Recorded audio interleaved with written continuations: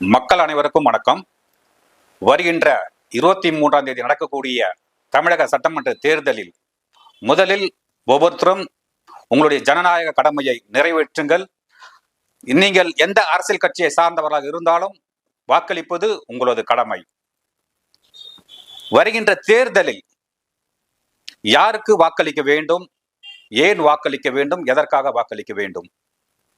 என்னை பொறுத்தவரை நான் இந்த சமூகத்தில், இந்த சமுதாயத்தில் இருக்கக்கூடிய அநீதிக்காக, அக்கிரமத்திற்காக, அது எந்த கட்சியாக இருந்தாலும் சரி, எந்த தனிப்பட்ட நபராக இருந்தாலும் சரி, நான் எப்பொழுதும் குரல் கொடுத்தே தான் இருப்பேன். அது உங்களுக்கெல்லாம் தெரிந்த விஷயம்தான். அதே போன்று நான் ஒரு முக்கியமான விஷயத்தை இந்த நேரத்தில் பதிவு செய்ய வேண்டியது என்னுடைய கடமையாக இருக்கிறது. காரணம் பார்த்தீங்கன்னா, விஜய் அவருடைய வரவு தமிழக வெற்றி கழகம் இன்று பரபரப்பாக போய் கொண்டிருக்கிறது. மாணவர்களும், இளைஞர்களும், இளம் பெண்களும் அவரை நோக்கி பின்தொடர்ந்து ஓடுகிறார்கள். வரவேற்கத்தக்கது, ஒரு புறம் வரவேற்கத்தக்கது. ஆனால் விஜயால் இந்த தமிழகத்தில் என்ன பயன்?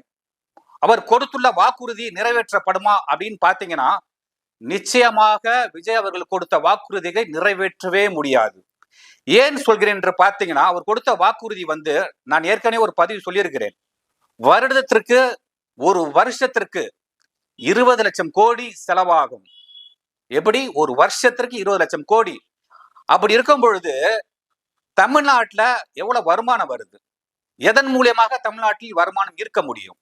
இந்த வரியை வச்சுதான் தமிழக அரசு நடத்த முடியும்.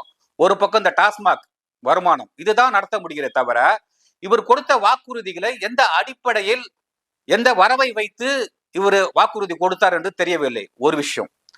அதே போல பாத்தீங்கன்னா, உலகத்தை ஆண்டு கொண்டிருக்கும் டொனால்ட் ட்ரம்ப் அவரே இது போன்ற விஷயத்தை செய்வதற்கு ரொம்ப கஷ்டம். அப்படி இருக்கும் பொழுது இவர் அசால்ட்டா சொல்லிட்டு போயிட்டார், அசால்ட்டா வாக்குறுதி கொடுத்தாரு. இதெல்லாம் நடைமுறைக்கு ஒத்து போகாத ஒரு விஷயம். அதே போல இன்னொரு விஷயம் நீங்க நன்றி கவனிக்கணும். அவர் அப்பத்திலிருந்து ஸ்டார்டிங்ல இருந்தே சொல்லுவார், ரெண்டே பேருக்கு தான் போட்டின்ட்டு. ஒன்னு டிஎம்கே, இன்னொன்னு டிவிகே. இதுல மக்களே, இதுல ஒரு மிகப்பெரிய சூழ்ச்சி இருக்கிறது. தெளிவா புரிந்து கொள்ளுங்கள். இதுல மிகப்பெரிய சூழ்ச்சி. முக்கியமாக சொல்ல போனால், சிறுபான்மையின் மக்கள், சிறுபான்மையினர் வாக்குகளை இழுப்பதற்கு மட்டும்தான் விஜய் அவர்கள் அரசியலுக்கு வந்திருக்கிறார். அந்த 20% சிறுபான்மை வாக்குகள் யாருக்கு போகும் பாத்தீங்கன்னா, திமுக தான் எப்பொழுதுமே போகும். அதுல எந்த மாற்றமே இல்லை. அந்த 20% வாக்குகளை உடைக்க வேண்டும் என்பதுதான் பிஜேபியோட திட்டம். அப்போ அந்த பிஜேபியோட திட்டத்தை நிறைவேற்றதான் விஜய் அவர்கள் வந்திருக்கிறார்களா என்று பார்த்தீங்கன்னா,